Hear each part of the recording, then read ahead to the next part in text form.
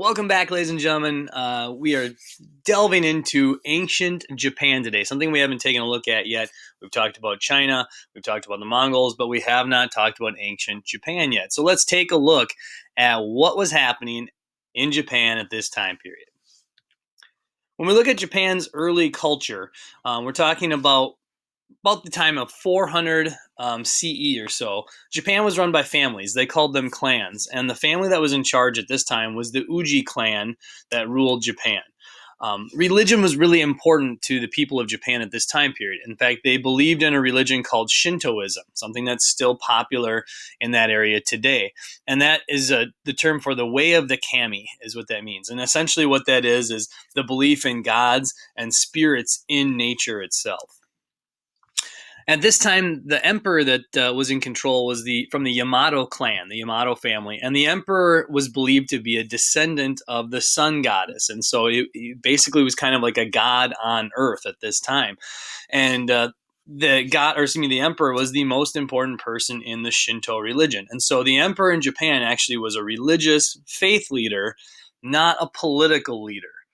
All right, a little bit different than when we talk about China. China, they believed in him being a political and a religious leader. But again, that's not the case in Japan at this time. Now, when we look at Japan, Japan was heavily influenced from China. The Japanese capital city of Edo was actually modeled after the Chinese capital city as well. The Japanese emperor sought to become a religious and political leader, similar to what the Chinese emperor was already like. The Japanese modeled their government system, the Confucian calendar, and a lot of their legal ideas after the Chinese dynasties that had come before them. And so there was a lot of modeling and a lot of influence from China to Japan at this point. Chinese poetry, Chinese art, Chinese architecture. So a lot of cultural ideas made their way from China over to Japan as well. So Japan had a lot of Chinese cultural influence at this time in history. And maybe one of the big things that we see happen too is Buddhism, one of the religions here that makes its way from China into Japan, becomes a mainstay in Japan. We've talked about the idea that Buddhism works really well with other religions. Buddhism was adopted right alongside of Shintoism. They kind of worked fairly well together. Now, what ends up happening with the Japanese government is they want to enact a number of reforms. They were trying to make things better for the common person, and so they called those the Taika reforms. And they were made by the emperor at the time named Tenchi. He was trying to design a new system, a new government system in Japan based on the Chinese Tang Dynasty, which we just talked about. Unfortunately, things didn't work out quite as well as they did for the Chinese Tang Dynasty. But we look at, they tried to put in land reform, trying to make sure that peasants and people had access to land for farming. They tried to bring all of the rice production under government control at the time. And they, again, tried to create this kind of Japanese version of the Tang Dynasty in China. It just didn't work out. And eventually the Emperor Tenchi and the Taika reforms don't really work, and the Chinese modeled government in Japan kind of crumbles over time. So it does not work out overall for the Japanese trying to reform their government. And so that leads us into a time where we see some warlords start to pop up throughout Japan, and that leads to the rise of provincial nobles. Basically, all throughout Japan, you had these wealthy warriors who were starting to gain more and more power because there's not one government, there's not one emperor trying to control everything at this time. And so you have all these nobles throughout the countryside, kind of rugged, independent people that led these private armies as well. And so as they gained power and gained territory, they started to become more and more powerful. And then we started to see battles between these nobles for different territory and extending their lands. And so as that happened, we see kind of this civil war period start to happen, where we've got all these nobles all throughout the countryside fighting with one another and their private armies. The only thing that eventually brings them together, a lot like the Greeks when we talked about that, is they finally faced a threat from outside their own country. And that threat for the Japanese isn't the Persians like it was for the Greeks, but it comes in the form of the Mongols. And we had just talked about the idea recently that the Mongols were able to capture China. Well, at this time, they're also trying to capture Japan. And so the Mongol invasions happen. Kublai Khan wants to take Korea. He also wants to take Japan. And for a long time, Korea has been seen as kind of a bridge to Japan. If you control Korea, it's not that far of a journey to then get to Japan. You just have to board your ships, get your navy, and cross over to Japan. And so Kublai Khan took 450 ships, 15,000 troops, and went to attack and invade Japan. Now, they battled on the beaches. The warriors from Japan came out to try to stop them, and they really weren't a real force. The Mongols made quick work of them, but actually the Mongols ended up retreating at the end of the battle, and they retreated all the way back to the mainland of Korea. Now, Japan probably would have lost that war, that battle, if they continued to fight. And so in the meantime, after this, Japan built walls on the coast to try to prevent the Mongols from being able to invade into their country. 7 years later, the Mongols decide to kind of come back and start this invasion all over again. And when that happens, the Japanese realized very quickly that they did not stand a chance trying to stop the Mongols. And so they told their people to pray. All right, pray to see if it's the only way that we're going to be able to stop them is if you all pray that something happens. And so something did happen. And as the Mongol fleet was crossing from Korea to Japan, a typhoon hits and destroys the fleet. All right, they ended up calling that typhoon the kamikaze, and that means divine winds. All right. The term kamikaze later will be used in World War II by the Japanese as well to mean their suicide pilots, the aircraft that they crashed into different targets. When we talk about the aftermath, all right, so the Japanese are able to hold off the Mongols with the luck of a typhoon, but they are able to hold off the Mongols, and so they're able to keep control of their country, and the Mongols don't bother them again. Unfortunately, they did have to face the aftermath of trying to prepare for war, even though they didn't actually have to have a war at this point. The nice thing is everyone was unified. The country was brought together. They were able to get all the warlords to work together for once to be able to defend the country. They didn't have any of the spoils of war. They didn't have to worry about going into having destruction or anything bad happen to the country. The only problem was they did have to try to pay all the warriors that they got ready to fight. And so they couldn't do that. They had a debt. And all the unpaid samurai, these warriors, ended up, because they weren't paid, terrorizing the peasants, the people that they were paid to protect, because they weren't getting paid to protect those people at the time. Now, the people lost all faith in the person in power at the time, the shogunate, who was the leader of all of the country at this point. And because the people lost faith in him, he was driven out of power. And so that leads into another civil war here. So this unity was kind of short-lived here. Eventually, we see that the battle for the government and control of the government is fought through a number of different clans.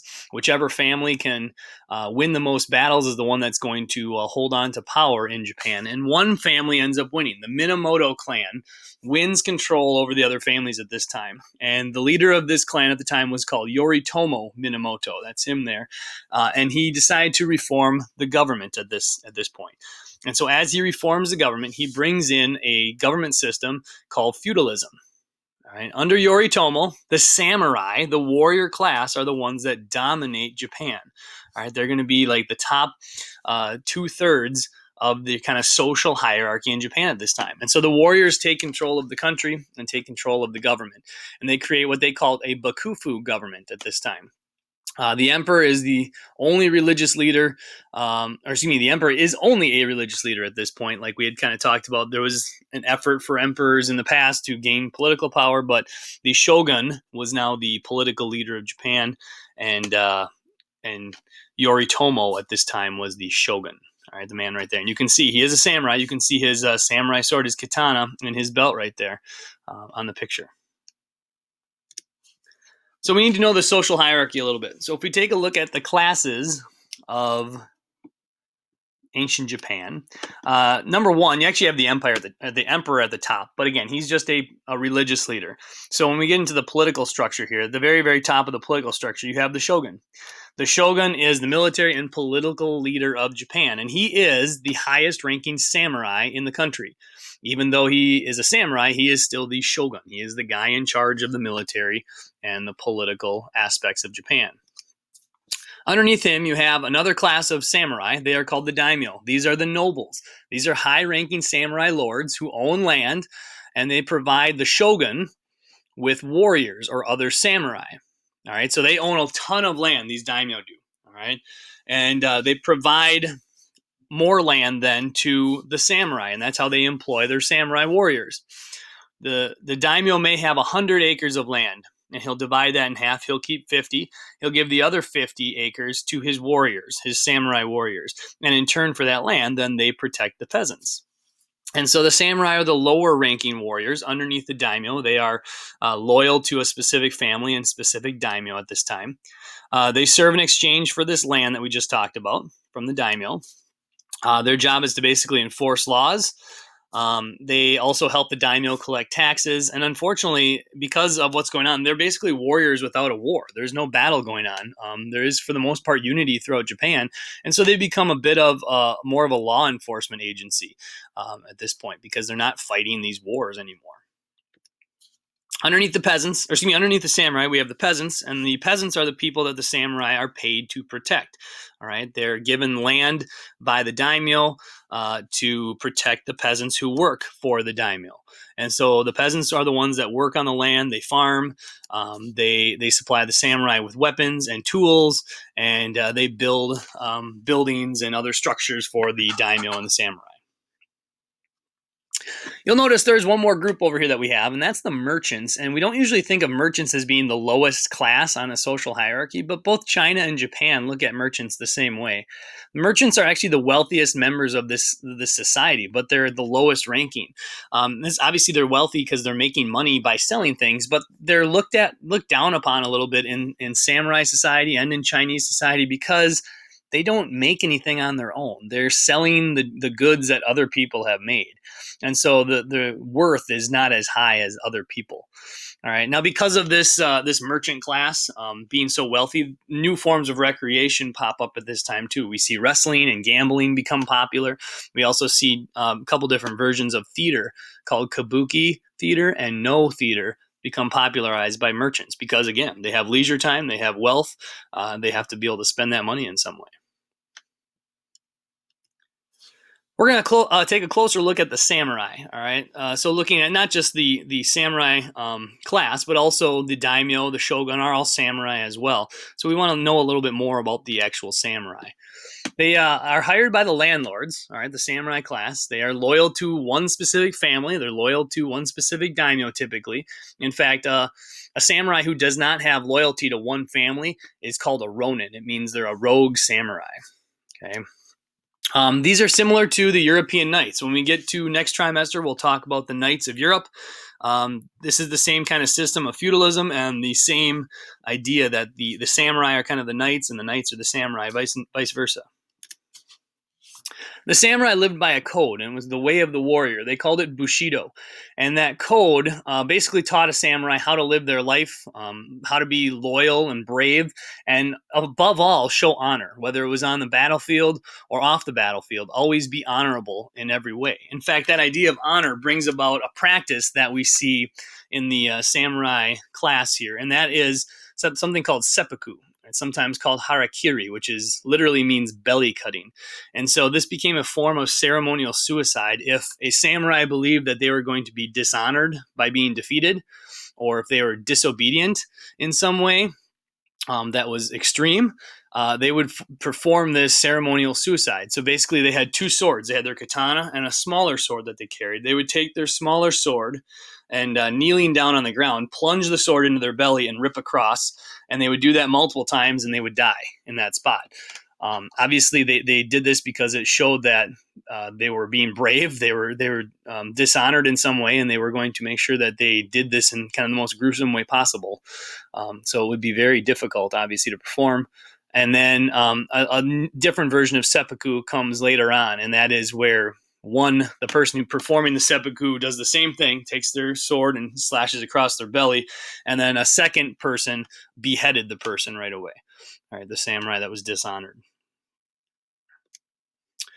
So we see that with the samurai, we see the beginning of the Ashikaga shogunate. And what happens is the samurai class, the samurai family that was in charge of the shogunate at the time, was attacked. And the Ashikaga family or clan comes in and attacks the shogunate and actually drives them out of Kyoto, which was the capital city at the time. And the Ashikaga family ends up kind of seizing power from this point forward. The emperor, again, the religious leader, flees out of the capital city, and we see the height of the Ashikaga shogunate last for about 100 years. More issues come though. 100 years down the road, family members start fighting to see who's going to become the next shogun at that point. And that's going to lead to a civil war in Japan called the Onion War, where we've got the same samurai family, the Ashikaga family, fighting one another for control of the country. And so this civil war basically destroys the capital city of Kyoto. The emperor and the shogun's powers are greatly reduced during this time frame. People just are not following that the power that they have anymore, and then the political power ends up with whatever family can win as many battles as it takes at this point to kind of seize power.